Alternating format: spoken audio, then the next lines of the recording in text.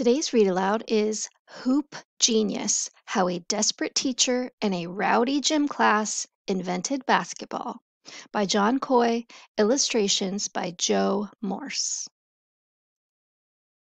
Hoop Genius: How a Desperate Teacher and a Rowdy Gym Class Invented Basketball, written by Joe Coy, illustrations by Joe Morse.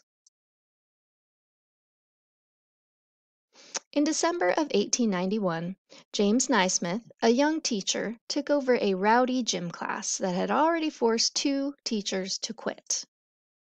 He didn't want to, but nobody else would teach that class.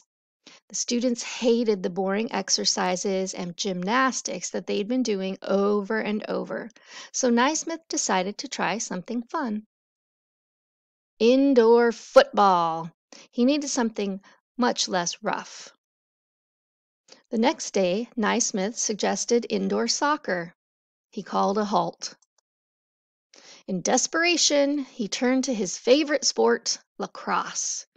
Nothing was working with this group. Naismith felt like giving up but couldn't. The boys in the class reminded him of how he'd been at their age, energetic, impatient, and eager for something exciting. He needed a totally new game where, to avoid tackling, no running with the ball was allowed. He remembered playing Duck on a Rock as a boy. In that game, you knocked an opponent's fist-sized stone off a larger rock by throwing your own. If you missed, you had to retrieve your stone before you were tagged, so accuracy was more valuable than force. He snapped his fingers and said, "I've got it! How about a game with a goal off the ground that required an arcing throw?" That night he stayed up late thinking about the new game. The next morning, December 21, 1891, Naismith rushed into his office and grabbed a soccer ball. Now he needed a goal. He asked Pop Stebbins, the building superintendent, for a couple of square boxes. He didn't have them, but he had something else: 2 old peach baskets. Naismith tacked the rules to the gym bulletin board and promised the class that if this new game failed, he would not try any more experiments. Captains chose teams of 9 members, and Naismith selected 2 center men. He tossed the ball up between them, and they jumped for it to start a new game. Because the men had never played before, Naismith called many fouls for holding, pushing, and tripping.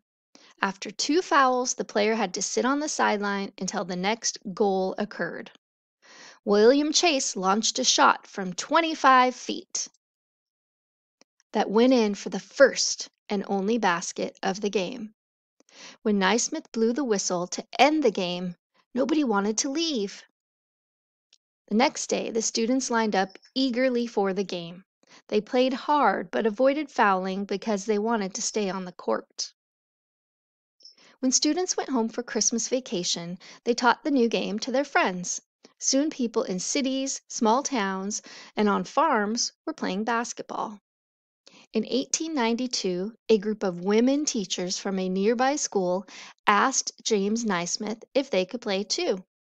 "I don't see why not," he said, and games were arranged. In one of them, Naismith, as referee, was shocked when he called a foul and one of the women protested as strongly as any man. But he remembered that game clearly. One of the women, Maud Sherman, later became his wife. By 1936, basketball was so popular around the world that it became an Olympic sport.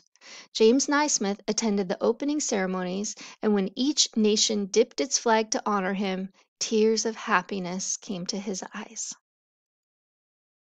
And today, millions of people around the world play the game that was invented by James Naismith and that rowdy class. Do you?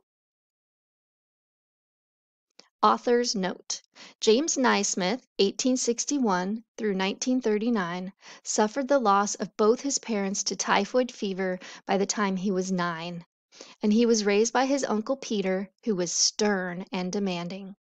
James struggled in school and dropped out at 15 to work in logging camps, but he returned to school, studied hard, and graduated from McGill University in Montreal. He attended the International YMCA Training School in Springfield, Massachusetts, and accepted a job as a teacher upon graduation.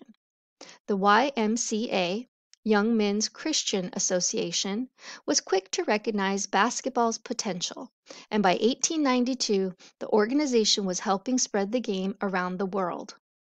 A number of people shared valuable information with me about James Naismith and the creation of basketball, including John Gossett, who showed me the original stone from Duck on a Rock and connected me with John Dunn, who led a memorable tour of Naismith sites around Almonte, Ontario.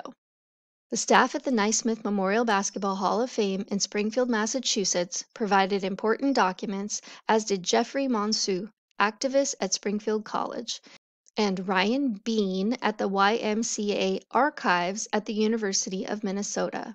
Thank you to them and, above all, to Dr. Naismith and that rowdy class for this great game.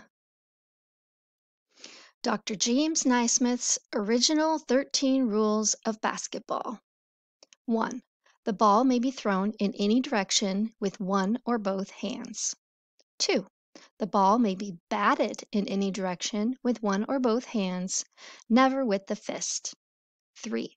A player cannot run with the ball. The player must throw it from the spot on which he catches it. Allowance to be made for a man who catches the ball when running at a good speed, if he tries to stop. 4. The ball must be held in or between the hands. The arms or body must not be used for holding it. 5. No shouldering, holding, pushing, tripping, or striking in any way the person of an opponent shall be allowed. The first infringement of this rule by any player shall count as a foul. The second shall disqualify him until the next goal is made, or, if there was evident intent to injure the person, for the whole of the game, no substitute allowed. 6. A foul is striking at the ball with the fist, violation of Rules 3, 4, and such as described in Rule 5. 7. If either side makes 3 consecutive fouls, it shall count a goal for the opponents. Consecutive means without the opponents in the meantime making a foul. A goal shall be made when the ball is thrown or batted from the grounds into the basket and stays there, providing those defending the goal do not touch or disturb the goal. If the ball rests on the edges and the opponent moves the basket, it shall count as a goal.